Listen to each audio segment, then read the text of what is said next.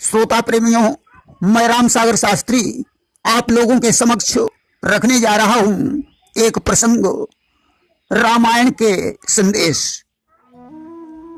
देखिए, रामायण का एक संदेश यह भी है कि संसार में भाई से बड़ा कोई मित्र नहीं है और भाई से बड़ा कोई शत्रु नहीं है। रावण ने मरते समय राम से यह बात कही थी कि राम, मुझे मारने में आपका कोई गौरव नहीं है। अगर विभीषण को मैंने लात मारकर लंका से न निकाला होता और विभीषण आपको भेद नहीं बताता तो आप शायद मुझे कभी नहीं मार पाते। कि हे राम, मारने में मुझको गौरव न तुम्हें कुछ प्राप्त हुआ। यह रण था भाई भाई का जो ऐसे आज समाप्त हुआ। फिर भी जीत मेरी ही हुई है। अपने जीते जी मैंने आपको लंका में पांव नहीं रखने दिया और मैं आपके सामने ही आपके लोक को जा रहा हूं। देखिए, भाई भाई की विपत्ति में हमेशा हाथ बटाता है और शत्रु बन जाने पर भी वह नुकसान पहुंचाने के लिए हिचकता है। जब राम युद्ध में रावण के शीश और भुजाओं को काट डालते हैं और वे फिर से तैयार हो जाते हैं, तब उन्होंने विभीषण की तरफ देखा। विभीषण राम के मरने का सारा रहस्य जानता है, परंतु विचार करता है कि रावण अभिमानी जरूर है, परंतु आखिर में मेरा भाई है, मैं राम को भेद नहीं बताऊंगा। रावण विचार करने लगा, विभीषण मेरे मरने का रहस्य जानता है, इसलिए मुझे इसका संहार पहले ही कर देना चाहिए। जब उसने विभीषण पर शक्ति बाण का प्रहार कर दिया, राम ने बीच में आकर विभीषण को बचा लिया। तब उसने विचार किया कि रावण दुष्ट है, अगर हम भेद नहीं बताएंगे तो यह मुझे जान से मार डालेगा। उस समय विभीषण ने राम से रहस्य बता दिया कि नाभिकुंड अमृत वसिया के और नाथ जियत रावण बलता के। इसकी नाभि कुंड में अमृत है। रहस्य जानकर राम ने रावण को मार डाला। रावण के मर जाने पर विभीषण बहुत रोए, क्योंकि क्रोध शांत हो जाने पर ही ज्ञान का उदय होता है। देखिए, भगवान राम ब्राह्मण का कितना सम्मान करते थे। एक बार की बात है, भगवान राम सीता जी के सहित बैठे हुए थे। उसी समय ब्रह्मा जी ने देवताओं के कार्य हेतु उन्हें भगवान राम के पास भेज दिया। भगवान आज नारद जी को देखकर दौड़ पड़े, उन्हें हृदय से लगा लिया और सादर निज आसन बैठारे और जनक सुता तब चरण पखारे। आदर के सहित उन्हें आसन पर बैठाया। सीता जी ने उनके चरणों का प्रक्षालन किया और ते ही शरणोदक भवन सिंचावा और जग पावन हरि शीस चढ़ावा। उस शरणोदक से भवन का सिंचन करवाया और भगवान ने उसे अपने मस्तक पर धारण किया। फिर नारद से पूछा, कहो देवर्षि, आपका कैसे आना हुआ है? नारद ने कहा, प्रभु, जिस कार्य के लिए तुमने मानव शरीर धारण किया है उसे शीघ्र पूरा करो। तिजे ही हितलीन मनुज अवतारा और नाथ बेगी सोई करिए समारा। भगवान ने नारद जी से कहा कि आप ब्रह्मा जी को समझा देना, मैं लीला पूर्ण करके कुछ दिनों के बाद आ जाऊंगा। राम रूप उर्धरि मुनि नारद चले करन गुणगान विशारद। आज भगवान के रूप की छवि को हृदय में धारण करके देवर्षि ब्रह्मलोक को चले गए। तब भगवान ने सीता जी से कहा, देवी, कि सुरहित लागी सो करिए उपाई और जाइए वन परिहरि ठकुराई। देवताओं के कार्य हेतु अब तुम्हें बन जाना होगा। देखिए, जिस समय रावण ने सीता का हरण किया और लंका की तरफ जाने लगा, उस समय ऋष्यमुख पर्वत पर सीता जी ने कुछ बंदरों को देखकर अपने पट और आभूषण फेंक दिए थे। सुग्रीव से मित्रता होने पर उसने वही पट आभूषण राम को दिखाए। राम ने कुंडल उठाकर लक्ष्मण से पूछा, देखो भैया लक्ष्मण, क्या ये सीता के ही कुंडल हैं? लक्ष्मण ने हाथ जोड़कर कहा, भैया कि मैंने तो चरण निहारे हैं, देखे माता के कान नहीं, मैं तो विष्णु का सेवक हूँ, कुंडल की कुछ पहचान नहीं। अगर माता के पैरों के बिछिया होते तो मैं पहचान लेता, मैंने तो उनके कानों की तरफ कभी भी नहीं देखा। कि पग भूषण मैं सकत चिन्हारी, ऊपर कवहु नसीय निहारी। देखिए त्रेता में विज्ञान कितना प्रबल था। सेतु निर्माण के पश्चात भगवान राम सुबेल पर्वत पर सेना के सहित उतरे कि यहाँ सुबेल शैल रघुवीरा, और उतरे सेन सहित अति धीरा। शिखर एक उतंग अति देखी, परम रम्य सम शुभ्र विशेखी। उसके एक ऊंचे और सुंदर शिखर को देखकर लक्ष्मण ने उस पर वृक्षों को के कोमल पत्ते और सुंदर फूलों को अपने हाथों से सजाकर बिछाया। पिता तरु किसलय सुमन सुहाए, और लक्ष्मण रचि निज हाथ डसाए। उसके ऊपर उन्होंने सुंदर मृगशाला बिछा दी। या वही मृगशाला थी जब राम मारीच को मारने गए थे, परंतु मृगशाला नहीं मिली तो राम ने उसे माया द्वारा निर्मित कर लिया था। पिता पर रुचिर मृदुर मृगशाला, और ते ही आसन आसीन कृपाला। उसी आसन पर भगवान राम विराजमान थे। और प्रभु कृत शीश कपीस उछंगा, और वाम दही नदी सिचाप निसंगा। श्री राम जी वानर राज सुग्रीव की गोद में अपना सिर रखे हैं। उनके बाईं ओर धनुष और दाहिनी ओर तरकस रखा है। और दोनों कर कमल सुधारत बाना, काह लंकेश मंत्र लगी कहना। वे अपने दोनों कर कमलों से बाण को सुधार रहे हैं। मंत्रणा देने वाले विभीषण कानों के पास बैठे हैं। परम भाग्यशाली अंगद और हनुमान उनके चरण कमलों को दबा रहे हैं। कि बड़ो भागी अंगद हनुमाना, चरण कमल चापत विधि नाना। भगवान राम के पीछे लक्ष्मण जी कमर में तरकस कसे हुए, हाथों में धनुष बाण लिए हुए वीरासन में बैठे हुए हैं। यहाँ यह संदेश मिलता है कि राजा को इस प्रकार से रहना चाहिए। उसी समय उन्होंने दक्षिण दिशा की ओर देखा और विभीषण से कहने लगे कि देखो विभीषण दक्षिण आशा, और घन घमंड दामिनी विलासा। हे विभीषण दक्षिण दिशा की ओर देखो, बादल घुमड़ रहे हैं, बिजली चमक रही है। मधुर मधुर गरजई घन घोरा, होई वृष्टि जनु उपल कठोरा।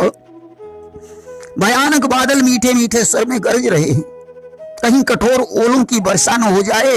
विभीषण ने कहा प्रभु ये न तो बिजली है न बादलों की घटा है। कि कहा तो विभीषण सुनहु कृपाला, होई न तड़ित न बारिद माला। भगवान ने कहा तो फिर ये क्या है। विभीषण बोले कि लंका शिखर ऊपर आगारा, और ताह 10 कंधर देख यखारा। लंका की चोटी पर एक महल है और वहां 10 ग्रीव रावण नाच गाने का अखाड़ा देख रहा है। और छत्र मेघ डंबर सिरधारी, सोई जनु जलद घटा अतिकारी। रावण ने सिर पर बादलों के डंबर जैसा विशाल और काला छत्र धारण कर रखा है, वही काली घटा जैसा प्रतीत हो रहा है। मंदोदरी सवन ताटंका, और सोई प्रभु जनु दामिनी दमंका। मंदोदरी के कानों में जो कुंडल हैं वही बिजली की तरह चमक रहे हैं। आवाज हिताल मृदंग अनूपा, सोई रव मधुर सुनहु सुर भूपा। ताल और मृदंग बज रहे हैं, वही मधुर गर्जन की धुन है। और प्रभु मुस्कान समुझी अभिमाना, और चाप चढ़ाई बाण संदाना। रावण का अभिमान समझकर भगवान मुस्कुराए और उन्होंने धनुष पर चढ़ाकर बाण का संधान कर दिया कि छत्र मुकुट ताटंक सब हते एक ही बाण, सबके देखत मही परे मरम न को जान। एक ही बाण से छत्र मुकुट और कुंडल कटकर गिर गए। इसका कारण भी कोई नहीं समझ पाया। अवस कौतुक करी राम सर प्रविश्य आई निसंग, रावण सभास संक सबो देखी महारस भंग। इतना चमत्कार करके राम का बाण तरकस में वापस लौट आया। रंग में भंग देखकर रावण की सारी सभा भयभीत हो गई। त्रेता में इतना बड़ा विज्ञान था।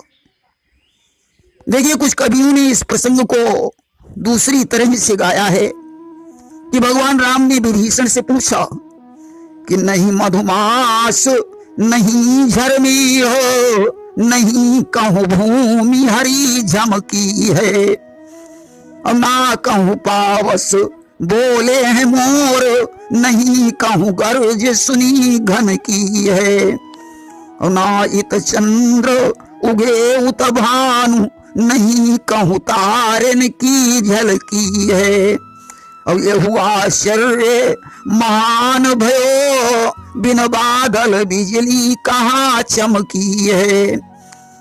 विभीषण, ये वर्षा ऋतु का समय भी नहीं है, फिर बिना बादल के बिजली कहाँ चमक रही है। विभीषण ने कहा कि हेमपुरी त्रिपुरारी पुरी, पुरदेव बनी शिव शंकर की है, सागर नीर के तीर बसे, जहाँ देवन की सब ही झलकी है, खेलत नारी पिया संसार, कि पासन पे जब ही झपटी है, और नारी हंसी नव यौवन ते, बिन बादल बिजली वहां चमकी है। लंका के शिखर वाले महल में मंदोदरी रावण के साथ पंसासार खेल रही है। उसके हंसने से ये बिजली की चमक जैसी हो रही है। देखिए, बहू को किस प्रकार रखना चाहिए। देखिए, जब चार बहुएं महाराज दशरथ के घर में आई तो उन्होंने कौशल्या से कहा कि बधू लड़किनी पर गृह आई, और राखे नयन पुतरी की नाई। ये पराई लड़कियां अपने घर में बहू बनकर आई हैं, इन्हें तुम नयन की पुतली के समान समझना। और कौशल्या ने सीता को उसी प्रकार समझा भी था। जब सीता ने राम के साथ जाने का आग्रह किया तो कौशल्या राम से बोली कि नयन पुतरी इब प्रीति बढ़ाई, और राखे हो प्राण जान की हिलाई। मैंने सीता को नयन की पुतली के समान समझा। जिसने कभी कठोर भूमि पर अपना पांव नहीं रखा, आज वही सीता आपके साथ जाना चाहती है। इसमें तुम्हारा क्या विचार है। राम ने कहा, जैसी माता की आज्ञा। देखिए, पहले पुत्री को ससुराल भेजते समय माता पिता उसे नारी धर्म की शिक्षा देते थे। शिव विवाह में मैना ने पार्वती को उपदेश दिया कि करो सदा शंकर पति पूजा, और नारी धर्म पति देव न दूजा। तुम तन मन धन से शंकर जी के चरणों की सेवा करना, इससे बड़ा स्त्री धर्म और कोई दूसरा नहीं है। सुनैना ने सीता को विदा करते समय शिक्षा दी थी कि सास ससुर गुरु सेवा करहु, और पति रुख देखी बचन अनुसरहु। सास ससुर और अपने से बड़ों की सेवा करना, पति का रुख देखकर उनके वचनों का पालन करना।